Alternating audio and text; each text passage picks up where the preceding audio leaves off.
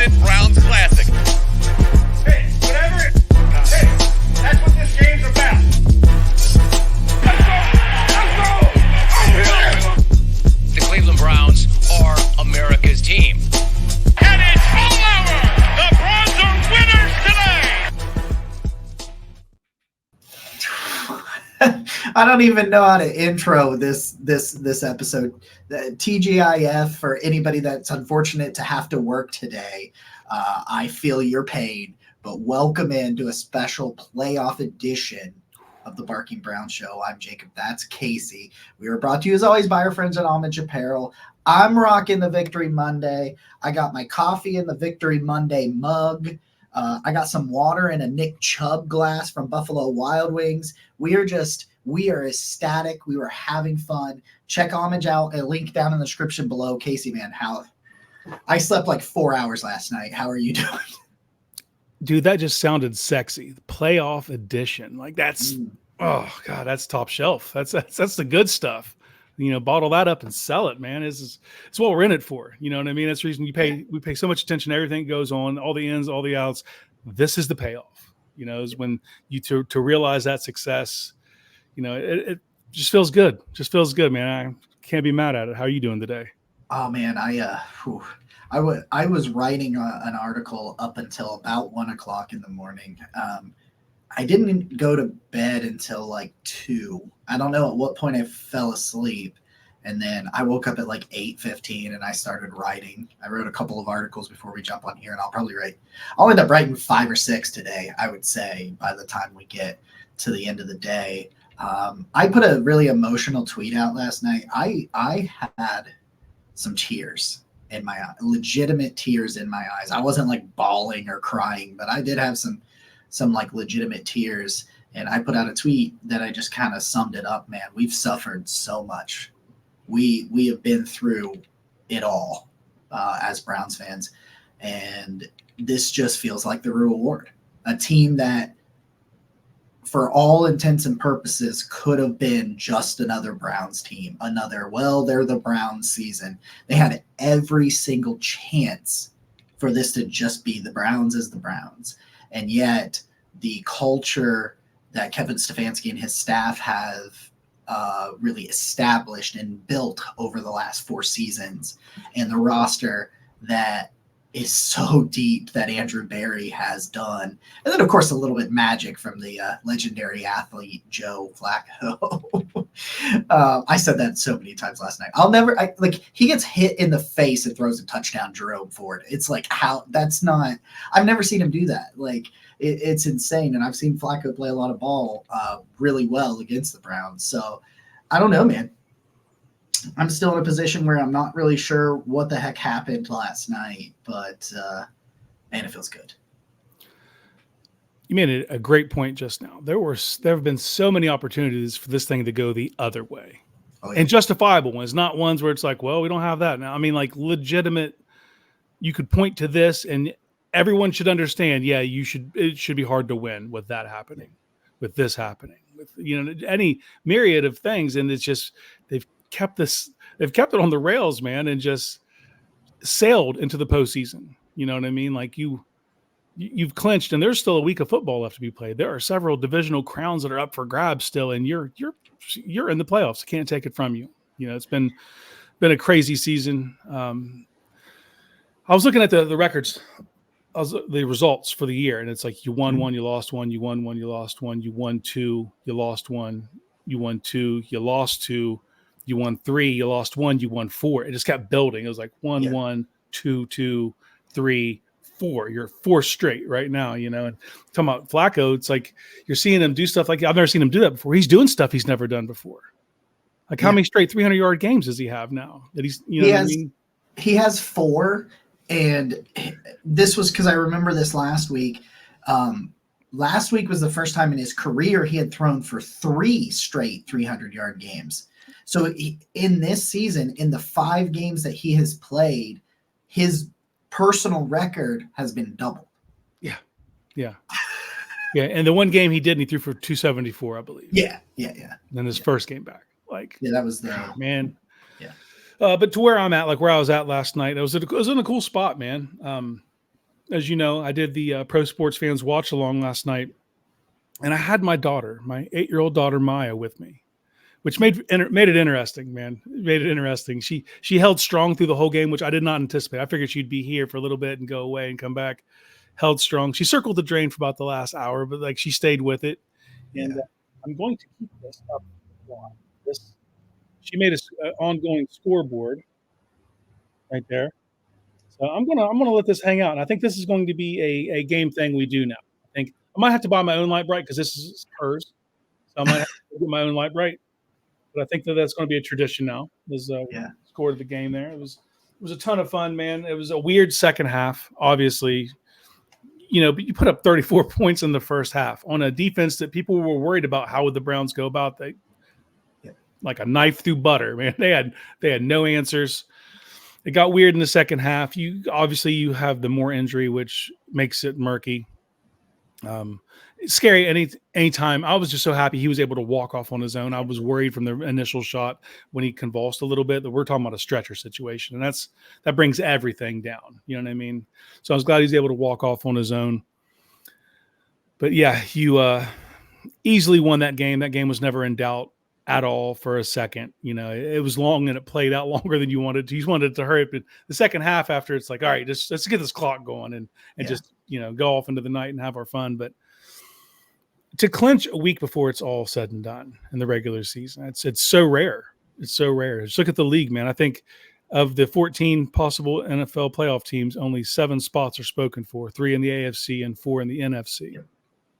And one of them just came last night. Like going into week 17, there was 6. Mm-hmm. And obviously other ones will be clinched, but there was only 2 in the AFC before the Browns won last night. It was just Miami and Baltimore, and neither one of them are even locked into the division or anything. Like the Browns at worst will be the 5th seed. They could be the 1 seed if things fall their way.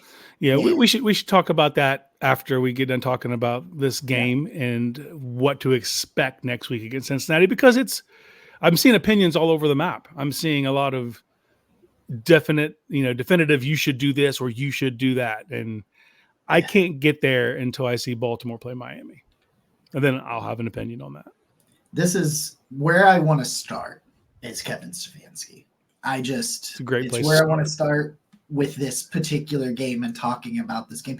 And we'll be live Tuesday night, 8 p.m.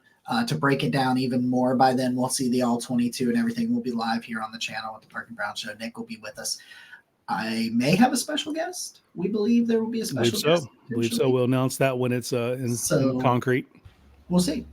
But that'll be fun. I want to start, since 1999, this comes via Dan Murphy, who is the Browns PR guy on Twitter. Since 1999, the Browns' longest winning streak is 4 games. It has happened 4 times, 3 of which have happened under Kevin Stefanski. A lot of constant themes here. What's going on? That's the number that really gets me with this situation. And I've seen people on podcasts and on the internet and everything that everything is in spite of this man and that they give credit to everyone else.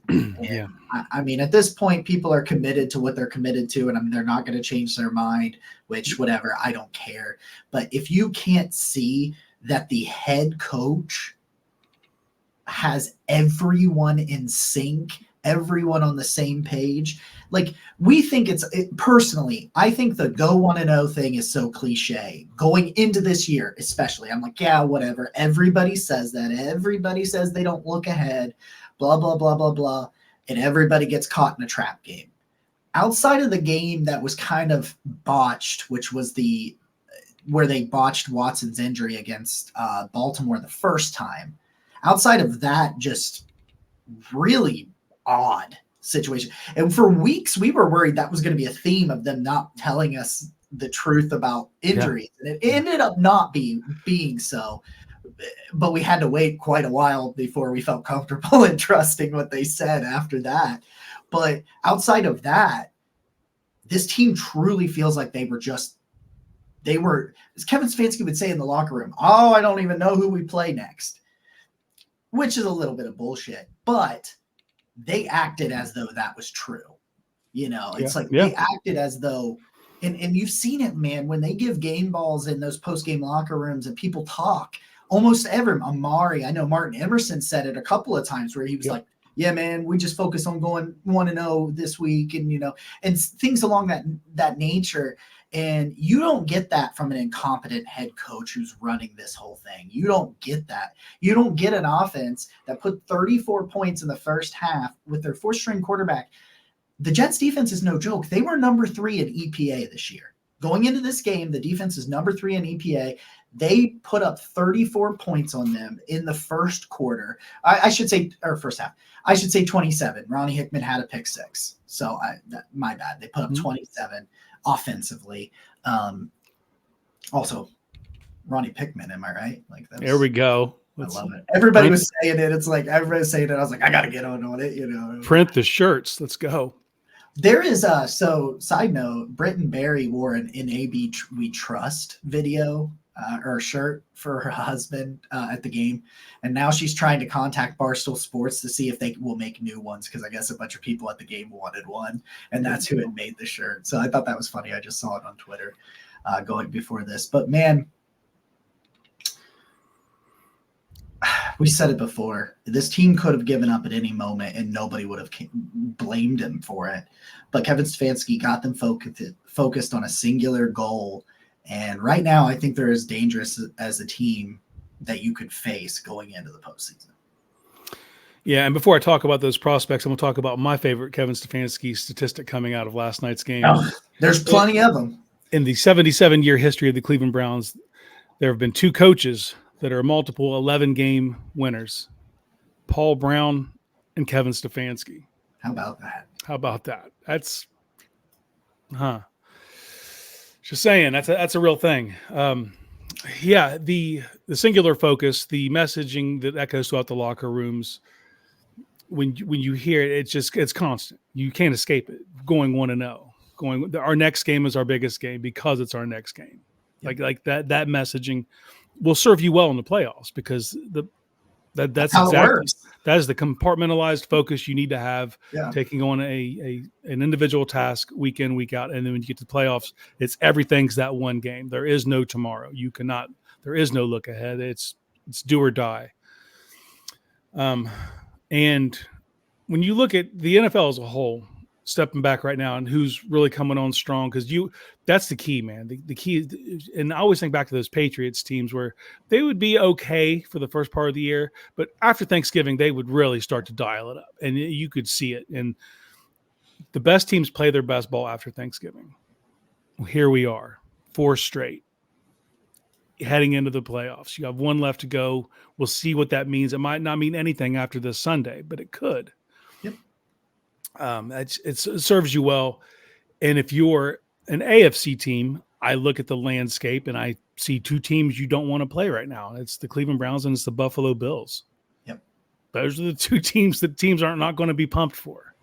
They're playing with house money, man. They're probably not going to be the divisional winners. They'll be the wild card. They'll be the visitor. They'll be, technically you should handle your business, but that's a scary proposition, man. If like the Browns defense, they turn it up on you. What do and I wasn't even overly impressed with their performance last night. They're better than that. They gave up more points to Trevor Siemian than I thought they would. Yeah. That's how I would put it. But I'd say they gave up more points to Breece Hall, because it was the Breece Hall show. Yeah, it was, but I know what you mean. I had envisions not of quite a Clayton Tune, but not much different, so to speak. But it's that unit, their ability to take over a game, control the field, flip field. Now you're doing that without your punter, your kicker. Like obviously there's so many missing parts. You don't have Amari Cooper. That was not the team that you're going to have rolling into January. But that punter, man. Yeah. He boomed a couple of them. Yeah.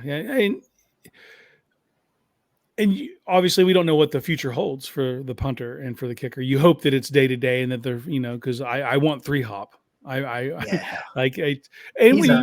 We also talked about, like, at so many points this thing could have went off the rails. if you hang on to Cade York, this goes off the rails. If you don't recognize and cut your losses and make a trade a 7th rounder for D-Hop, you are not 11-5. No. You're probably closer to. I mean, I don't want to. You can't completely flip the record. He didn't win 6 games for you single-handedly, but you're not a double-digit win team. Well, you don't beat the 49ers without him. Yeah. There's several games. Dude, D-Hop. Just that little pivotal move and getting that guy that at the time everyone was like, why do you get a guy he's going to be cut? Just wait till he's cut and get him. You don't risk it. If you know you have they made the move they had to make and it's paid such dividends. Those little tiny moves is what have kept this thing afloat because you've had huge losses, huge starters go down, and you've been able to keep this thing on track because of those little moves and those little tweaks and the coaching job of Stefanski and his coaching staff, not just Kevin Stefanski. I know Kevin Stefanski is going to get the majority of the pub because he's the head coach, but all the assistants, man, B. Lynch for the cornerbacks. I could point out so many like heroes, in that coaching staff right now. But no, I get back to your central point. You're right. Going into this postseason, man, it's that singular focus is going to serve them well. There's just so many like numbers and things that we can throw out there. And from this situation, I wanted to piggyback on something you said. And I think back to the first win with Flacco and him getting that game ball, talking about feeling like he was a 10-year-old kid again. But one thing he really said was that I think has resonated is, and to your point, was, I can't remember exactly how he phrased it, but he said, like, this is December football. This is what it looks like. Mm-hmm. You've earned the right to play December football, and now you're doing it. And it's just, I heard Andrew Spade, they recorded, I can't believe they did it. They recorded a 45-minute podcast. Jake Burns had been at the game. He was driving home. He had the little setup, and him and Andrew Spade recorded a 45-minute podcast. I listened to it this morning, and I really liked what he said because Andrew said, like, when Joe Flacco talks, I listen. He's like, if there is a Joe Flacco presser, quote, anything, I'm going to listen to it. And one thing that I saw that just really encompasses why this guy is so likable. Did you see where he hung around and was just cutting it up with fans after the game? Yeah. He was on the field. Most of the fans were gone. Most everybody was in the locker room. And of course it started with him going over to see his family and stuff and things like that. But he just stood there with, I don't know, probably 15, 20 people, and several of them were kids. And he was just leaning there. It was like they were his family almost. It was like they were not strangers. He was just sitting there talking to these fans and cutting it up. And it's just, and I just wrote up for Browns Wire about some takeaways from his presser later. And just like, he talks about like, he's like, the atmosphere is unlike anything I've ever experienced. He talked about those LED lights and stuff. Like, that was crazy. Those flashing white lights, all that stuff. That was insane. And it was just like, I am on my couch understood the atmosphere that he was playing in, but he talked about the city embracing him, and he's just like, I feel like I've been here forever, like this city. And it's like, they've waited for someone to do this, and then someone is doing it, and it's not stopping. It just doesn't feel like it's stopping anytime soon. And you got to find some running backs that can hold on to the freaking football, because they were running the ball well, they could have iced that game a lot sooner, but then they had the fumbles. And of course, Jerome Ford's ends up getting overturned, but Pierre Strong was playing pretty well and he fumbled, and it was just, and then that really weird play where they were like, after review, there was 12 men on the field, penalty. I was like, my gosh. Since when? Like, since when? I know you can review if he made the first down line because it's a turnover. Zadarius Smith had his feet 1 foot out of bounds, and they called that. And I'm like, why are you being a dickhead? Like, this has been such a great game. But I don't know, man. This team feels like a team of destiny, and it's just, my God, has this been a fun ride? I want to circle back to something you pointed out, though, and it's like it's probably my favorite part of the run. Mm-hmm. is Flacco's appreciation for the moment. He is enjoying the ride. Everything. And he should, because he knows, like, I was on Sports for CLE back on Wednesday, and it was talking about, it was Aaron Rodgers talking about the situation with Flacco. Oh, mm-hmm. And like, it just took me to a different place. It's, as a professional, as a quarterback in the NFL, man, vast majority of the time, you don't decide when you're done playing. The league decides for you. They decide that you don't have it anymore and this is over.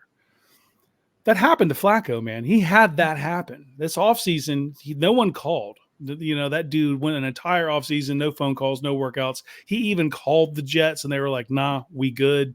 And then months go by. So, you know, those thoughts had been ruminating in his brain that if I were to get an opportunity, this XYZ, this is how I would handle it. And you're seeing it come to fruition. You're seeing, like, he got that opportunity. It just so happened to work out to where he's with a team where his skill set fits exactly what they needed to have at that point in time, and they're having success.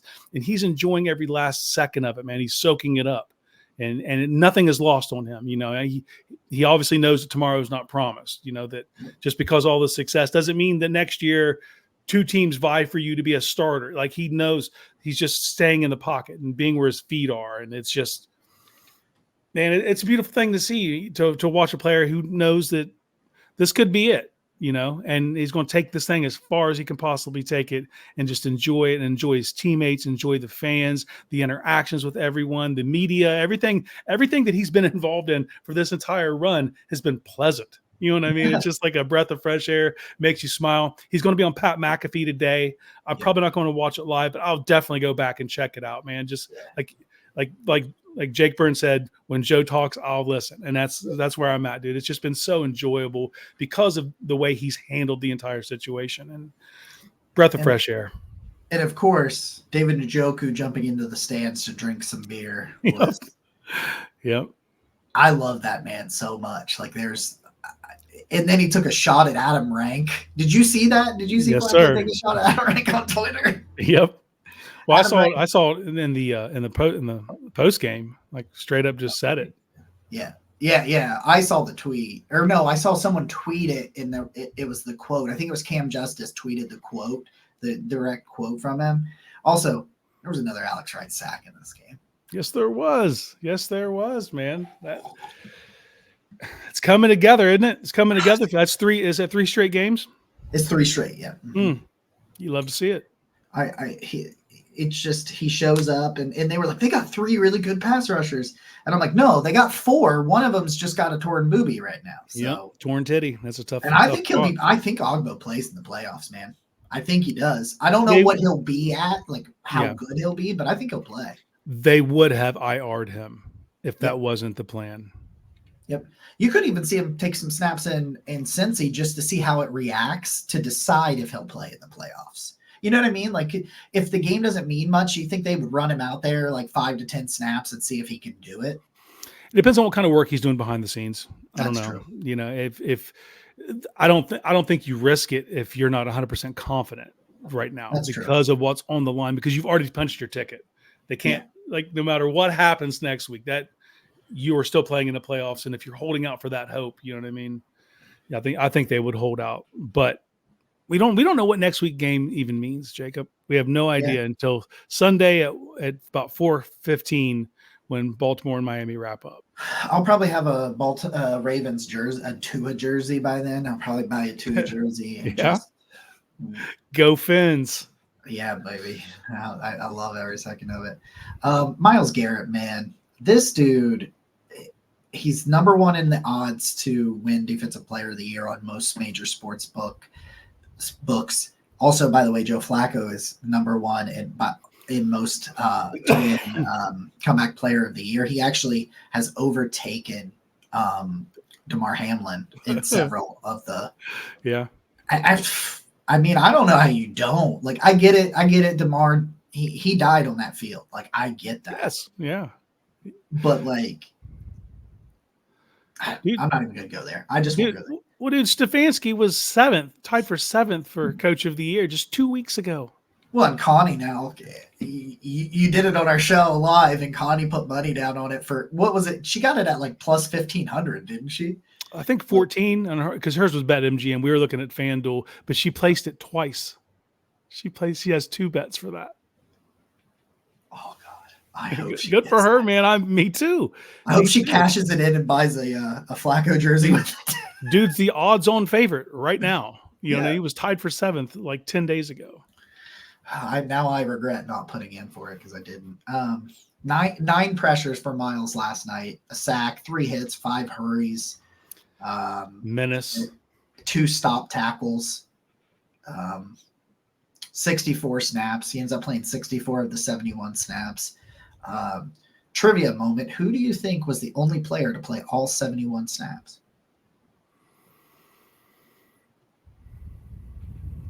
Green dot JOK.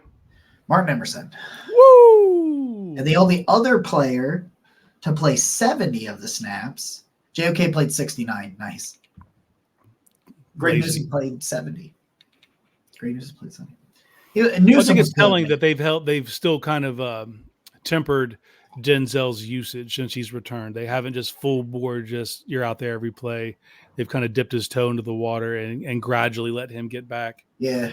He played 60 of the 71 snaps this week. Yeah. That's great. They revved him up a little bit more. But last week, I think it was like 40 or 45 or something like that, I think is what he played last week. So they definitely have revved him up. By the way, I think I'm buying a Joe Flacco jersey, period. There we go. And I think it's going to be the ones they wore last night. Yeah. It's got to be, right? Those are slick, man. Did you see Joe fall asleep on the bench, by the way? Did you see that? That's my guy. He was all of us like, oh, come on. And nobody made fun of him. Everyone just went, same. Everybody, I saw so many tweets, and I showed my dad. My dad, my dad is a truck driver, so he gets up pretty fairly almost between 4 and 5 a.m. pretty much every day when he's working. He's off this week, but yeah, if he's at home, he gets up around 4:15 to go back on the road for the week. If he's on the road, he'll get up at like 5:30. So he's normally in bed by 9. And I showed him that Flacco thing, and it's like 10:30, 11 o'clock, and he's just like, I know, Joe. He was so tired. He was just like, I know, man. And then I texted him this morning. He said he slept till 7 a.m. Normally when he's off, he'll still get up about 5:45, 6 o'clock because he just wakes up. He said, I slept till 7 a.m. I said, when's the last time you slept till 7 a.m.? He's like, well, I don't even remember ever. Like, he's like, I don't remember doing it. So it was great. But, like, I'm sorry, man. I still think Myles Garrett's the defensive player of the year. Listen, they only had 22 pressures in this game. But there was a point in the game where they put it up on the screen that it was 1.91 seconds from snap to pressure from the Browns defensive line.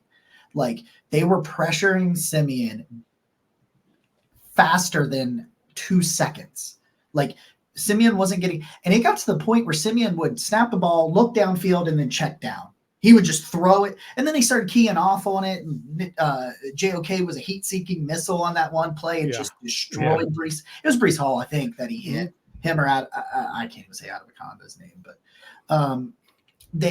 it's just – what he does, what the stats don't show you, and it finally feels like national people in the NFL are getting past just stat watching. Like, I've seen so many people, PFF guys, several people that have been like, he's the defensive player of the year. Like, what he does, he's got like, what's his pass rush win rate? Like 32% or something that's just asinine. It's insane. I'm going to look it up. But like, it's like 10 points higher than what's considered excellent. That was so going into this game, it was a 28.9. Yeah. It looks like. Yeah. If you win 20% of the time, you're a god on the field. Yeah. If you win like 15, you'll probably get paid double digit. You'll probably get like 10 million a year if you can win 15. He's doing double it. Mm-hmm. Like, what? I mean, like, and Ronnie Hickman, my goodness, he was never good as a deep free safety in college. couldn't play deep free safety. Gets in Jim Schwartz's defense, gets in Cleveland, Ohio, and now he has his second game. He started, 3 games, right? Yes, since Delpit's been out. He's had 2 games that PFF gave him over 90 on his grade and over 90 in coverage. He had a 92.5 from PFF and a 90.3 in coverage this week.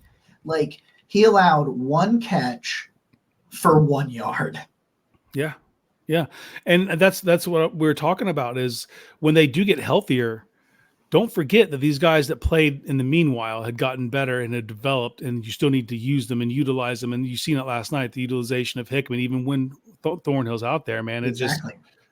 Yeah, dude, it makes that defensive backfield much more dangerous.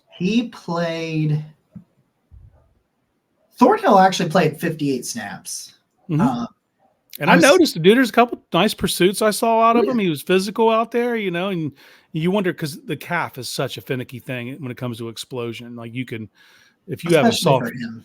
yeah, he's battled it all year. And I know some people were down on him because of it. It's like, dude, he toughed through it most of the year, and it just became too much eventually. And they gave him a long rest period, and luckily they got the play they did out of Hickman to allow that.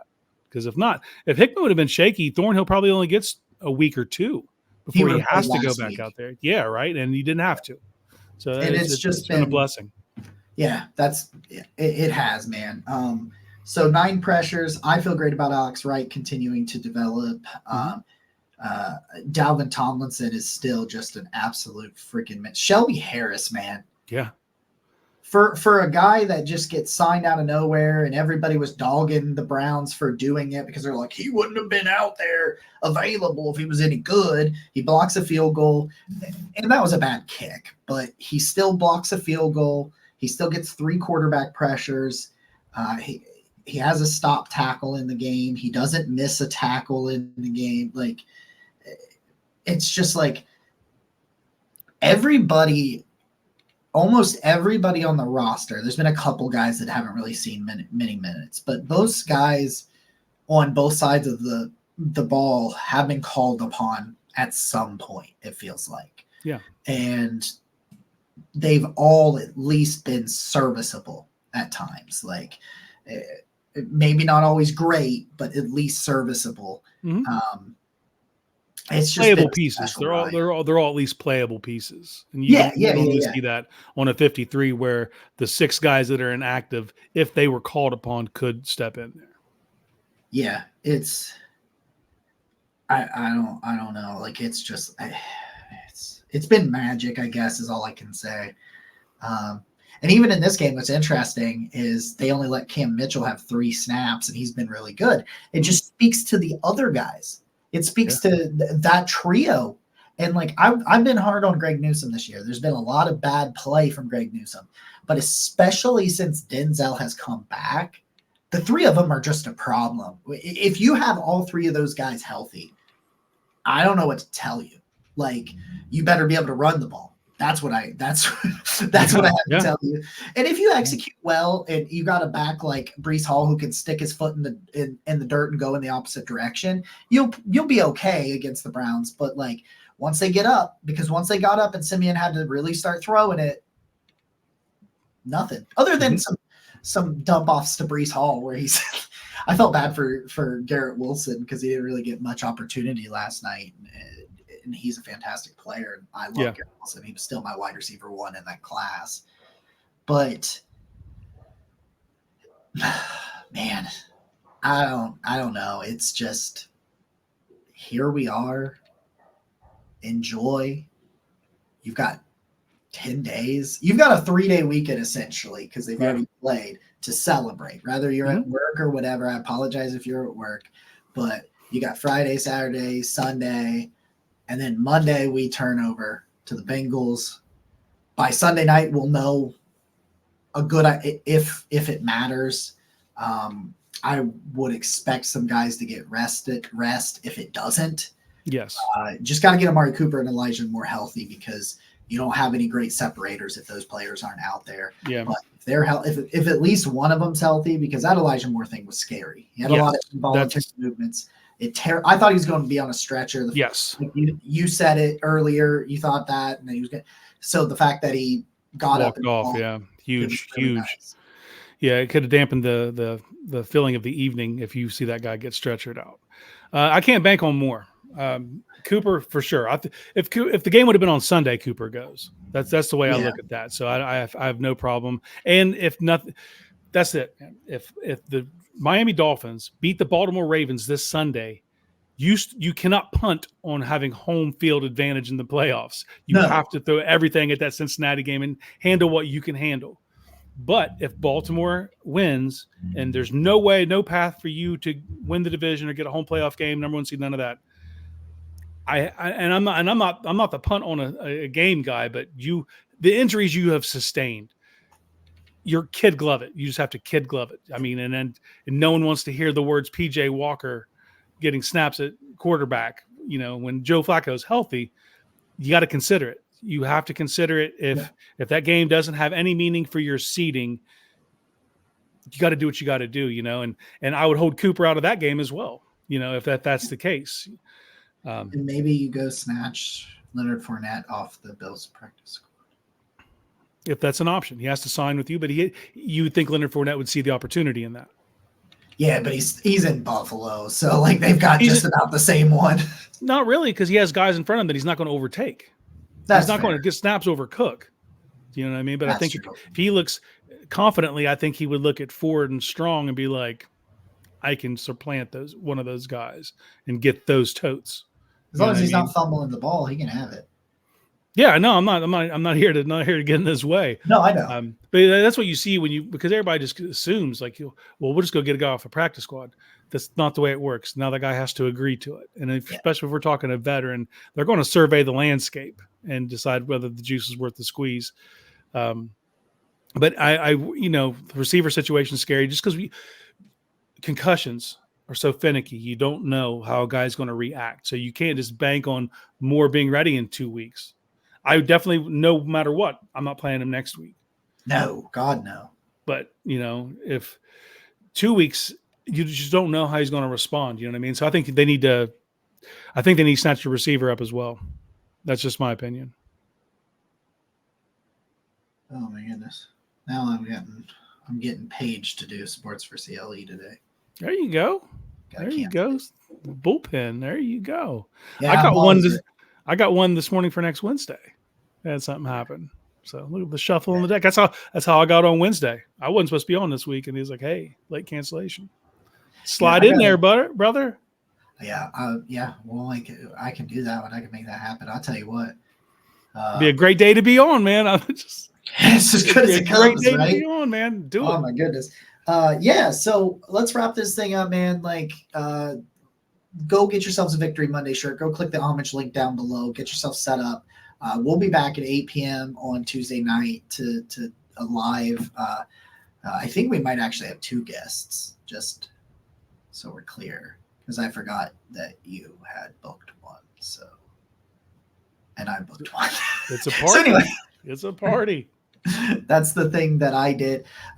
Show should be live at 8. I do have to take my grandma to Columbus for a medical appointment, so maybe it gets pushed back. We'll see. But we'll be live on Tuesday, sometime after 8 p.m. To break down the All-22. We'll have some other guys stopping by to break all this down, talk about this, look ahead to the postseason, look ahead to – we'll know by then if the Bengals game matters, so we'll look ahead to that. We'll look ahead to everything that's laying out in the landscape. Maybe the Browns make a move for a veteran that's running back or something of that nature before we get there. But, I say it all the time, but the most valuable thing you can give somebody is some of your time. So I want to thank you guys for giving some of your time again to us. Enjoy your fucking victory celebration weekend. We love you, as always. Where's my remote? Go Browns. Where's it at?